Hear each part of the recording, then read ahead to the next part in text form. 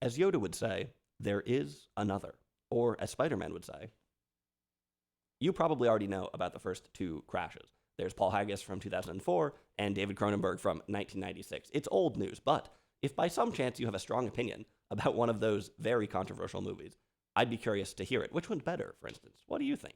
I might do a video about one or the other or both of these.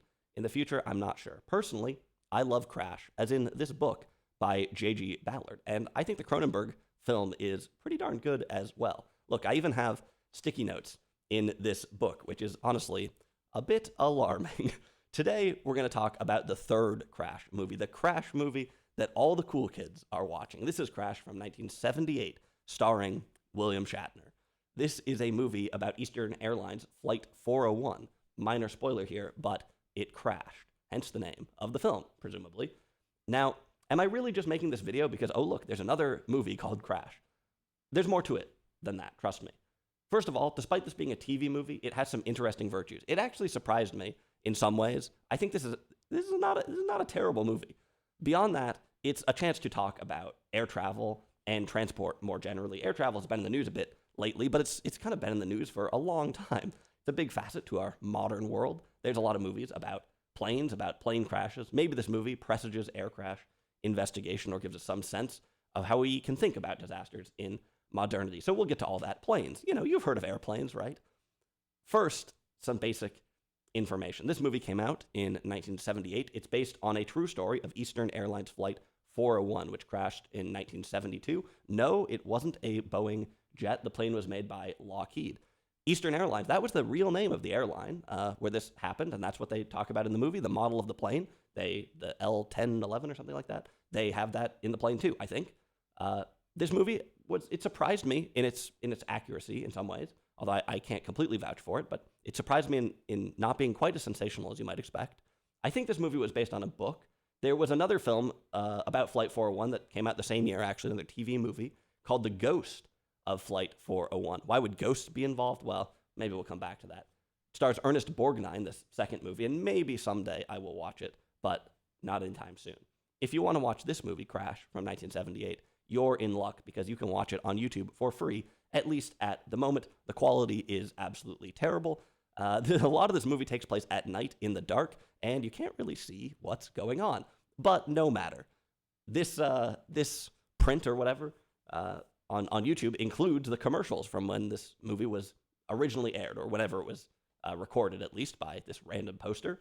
And the commercials, hey, if you're particularly nostalgic, you might really get a kick out of them. A lot of the commenters on that video reminisce about watching the film when they were children, staying up late with their grandparents, drinking from the hose. I don't have any nostalgia for this movie, but like I said, I was surprised by how not terrible it is. Crash was directed by Barry Shear. Big fans of the channel, of which there are none, might know that I've reviewed another Barry Shear movie in the past. Any guesses what it is? I couldn't really remember myself, but it turns out it's Across 110th Street. He also directed Wild in the Streets, which I'd like to watch sometime. That's written by Robert Tom. I reviewed a couple of his movies. I think he was married to Millie Perkins, so we did the Witch Who Came from the Sea or whatever, and Death Race 2000. I can't remember if I reviewed that or not. Anyway, he's in the mix. Barry Shear, I think, actually had a decent career for someone that almost nobody has ever heard of. He made a couple of interesting movies. William Shatner is in this movie. Like I said, he plays an NTSB investigator, and he narrates the movie. There are a few other notable actors in the film. Apparently, Robert Crane from Hogan's Heroes was going to be in it, but he was murdered before he had the chance. Instead, we get a couple of actors from Barney Miller, the TV show, Ron Glass, who plays Harris, and George Murdoch, who plays that really nefarious internal affairs guy. He's here playing. They both kind of play the same role, more or less. There are a couple of other slightly notable actors in the movie, but I'm not going to drag you through the whole cast. We got places to be. What can I say? This movie jumps around a little bit. It starts out in the final minutes of Flight 401, and then it goes all the way back to 3 days before the flight, where we're introduced to a bunch of people who, they're going to get on board the flight. Oh, this guy almost didn't board the plane, but then he did, right? This part of the movie, I don't know. It's not the best. The first sort of third, where we're getting these backstories that are kind of arbitrary, kind of unnecessary, I think this part could be left out, although then the movie would be way too short. Eventually, we get back up in the air. They take off. And this part also, some of it's a little bit tedious, seeing sort of the the routines of the people flying. But before too long, we get back to the good stuff, the plane crash. And really where the movie picks up is actually right after the plane crash in the aftermath. Flight 401 crashed into the Everglades. Many of the passengers died on impact, but some survived. This movie gives us a sober look at the aftermath of this plane crash. It's not a big adventure. There aren't huge twists. It's just sort of vulnerable people hoping that they will survive. This part of the movie is somewhat strong. TV movies tend to be bad, let's face it. Low quality, sensational, but sometimes they have an unexpected virtue, which is simplicity. In Hollywood, a plane crash wouldn't really be enough to make a movie. I mean, a big budget Hollywood film. You need more than a plane crash. We need a passenger to land the plane, right? We need some snakes on the plane. Maybe a snake could land the plane, or maybe the plane could slip through a wormhole and go back to World War II. You get the idea. You need something show-stopping. In this movie, we do spend the first third of the film tacking on some random subplots that don't really matter. I mentioned this already, one of the weaker parts of the movie.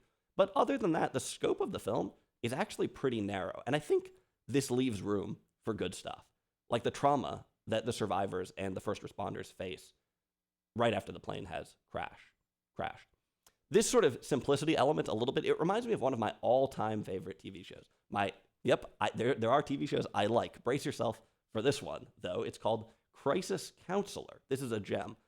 Go to YouTube, type in Crisis Counselor TV show, and you can find some episodes. It's a show based on transcripts of real sessions with a family counselor or social worker kind of guy, and it's the real counselor playing himself in the show. Tom Thompson, that's his name, and then actors, sort of based on these transcripts, improvise this session. There's actually a couple of episodes with actors that went on to be well-known, like Bryan Cranston and Crispin Glover. Man, two absolute characters. I would love to do a good Crispin Glover episode on this channel. If you have any Crispin Glover movies you think I should watch, let me know. What a character. Anyway, again, this show, it's a really simple concept. It wouldn't fill out a feature film or an HBO show, but in its simplicity, it has a lot of room for something like deeply honest in a way. And this show actually ends up being like brutally naturalistic. It really checks all the boxes of me, like this like grueling psychological realism stuff, even though it's like a sort of public access seeming like TV show from the 1980s. It's really good stuff. Anyway, we have a kind of a similar thing here where the movie's kind of open because it's simple, because it doesn't try to do a lot of things. It's really just about some people getting on this plane, it crashes, and then they're waiting in the swamp, right? Like I said, the beginning of the movie is a little bit bloated, but by the end, I think it actually is pretty impactful. The acting in Crash, it gets the job done. Again, at the beginning, not as good, but the aftermath scenes, I think they are somewhat moving.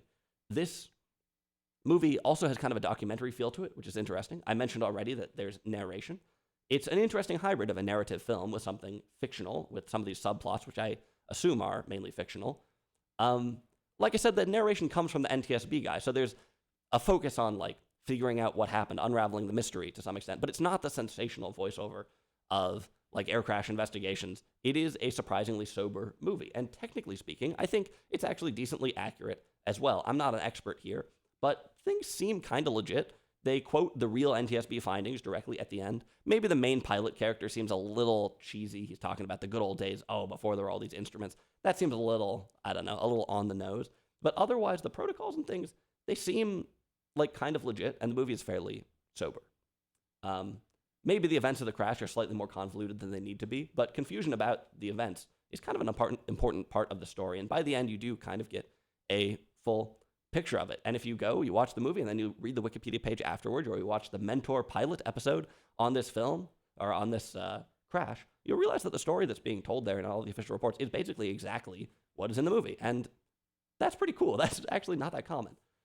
That's basically all I have to say in terms of a review. This is a TV movie, and it's not amazing, but it has some real charm that surprised me by how good it is. It has some intensity, and I can see how it would linger in your mind if you stayed up late to watch it with your grandparents when you were a child. Let's talk about some deeper stuff, though, like a ship that sinks. This movie brings together people from a lot of different walks of life. This is really common in disaster films. It's a slice of society. It's a microcosm, right? And then the boat flips over, and they all have to go through an obstacle course.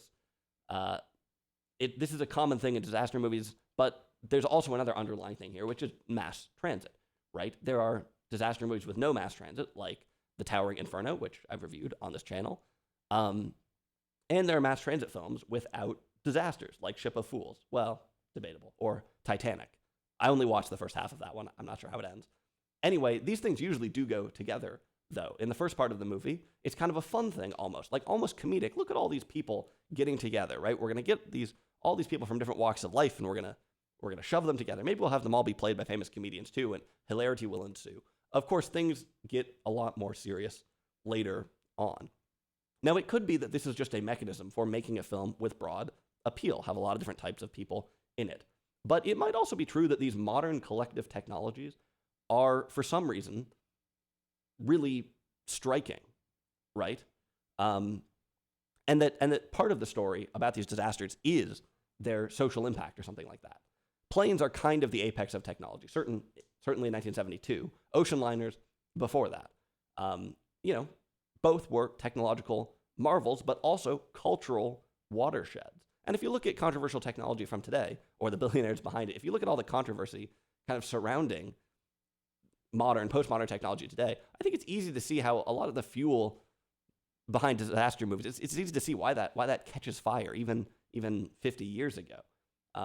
And to see why these movies about big sort of foundational technologies always have some sort of social thing going on in them, some kind of societal angle, even if it's a bit sloppy and undefined. Now, this movie is far from something like The Poseidon Adventure, which is a movie that is kind of about a spectacular disasters, a whole era of that, where the promises of technology are inverted. It's a spectacular failure. This is something much more sober, but it does still beg the question of why are we interested in disasters at all? This is a question that cuts across all kinds of things. Maybe you see some sensational TV like air crash investigations or a sleazy YouTube video essay that does the same thing. Mentor Pilot, I think it tiptoes the line. I mean, I think in general it's pretty sober, but it does lean on the sensational angles a little bit sometimes. Anyway, there's all kinds of true crime stuff. Of course, outside of media, people have wondered about very similar questions, right? The morbid curiosity, that's a concept that has nothing to do with movies necessarily. And, Freud talked about the death drive. This question of why we like disaster or are fascinated by it is a deep one that I'm not going to be able to tie a bow around here at all. But this movie gives us another entry in that book. And yeah, it's interesting to see just how fascinated the modern world is with its own catastrophe and failure. Like I said, we still see that. I mean, perhaps more than ever now, like with the saga of the artist formerly known as Twitter. Wow, what a saga of this like collective modern technology. Is it a disaster, right? Is it a phoenix? Interesting stuff. In some ways, it feels totally understandable to root for sort of the downfall of these things, but in other ways, it is a little bit weird to you wonder, why would so many people sort of root for technology to fail, right? Interesting question. That's somewhere tied up in these disaster movies. Although, like I said, this is a pretty sober movie where I don't think anyone's rooting for the plane to crash exactly. Anyway, this fetishism of disaster, this deep fascination and preoccupation with destruction is, interestingly enough, exactly what Crash, this book, and the David Cronenberg movie is all about, exactly what it's about. So in some ways, that movie is not so disconnected from this one. I will say also that there are a couple of brief racial angles in this movie, but not really enough for me to say that it's deeply tied to Paul Haggis's Crash. Anyway, I don't think this is a particularly deep movie, so I'm not going to go overboard here. I guess you can't go overboard in an airplane anyway.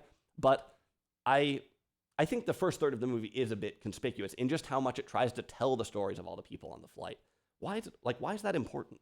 And I think that does make you start to think about this, disaster as society, technology angles, I think are invoked in this movie. One more thing. I always think it's funny to watch flying in older movies. In some ways, it's kind of all the same. The plane still has two wings, unless it's made by Boeing. In other ways, flying seems totally different, right? People are smoking on the airplane for instance. You look over and there's a gremlin on the wing. What's going on there? Right? People have guns on the airplane, huh?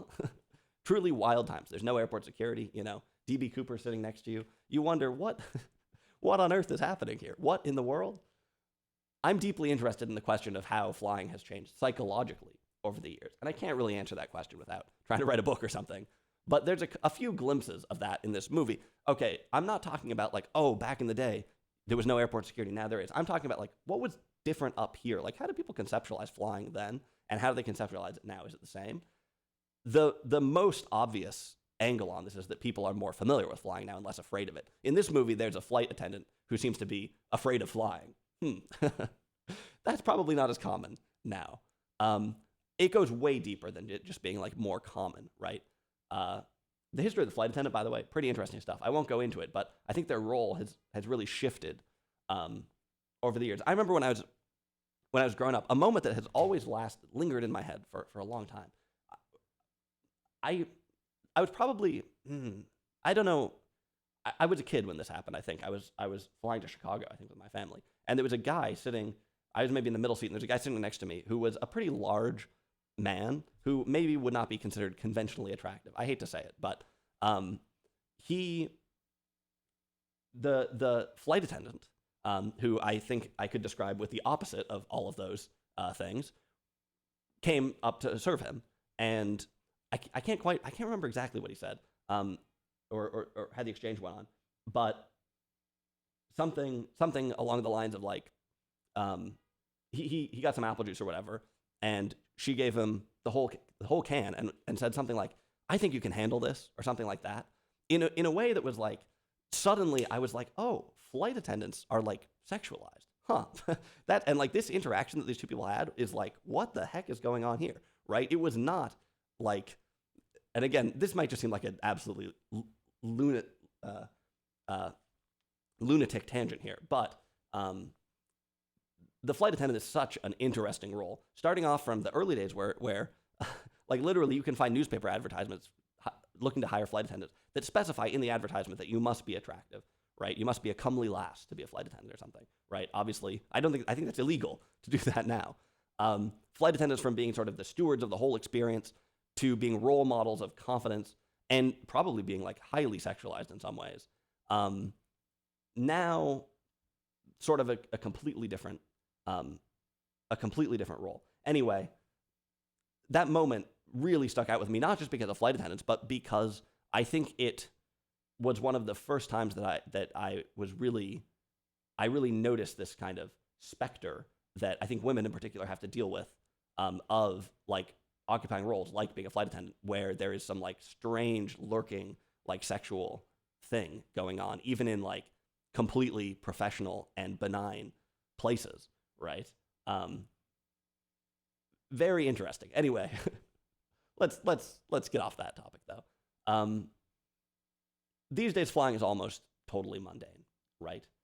Could recent events shift that? Who knows? I mean, the last time I flew, I felt a little more anxious, even though I think statistically speaking, we probably have no more accidents now than we have any other time. Another interesting thing in this movie is how much the passengers talk to each other on the plane.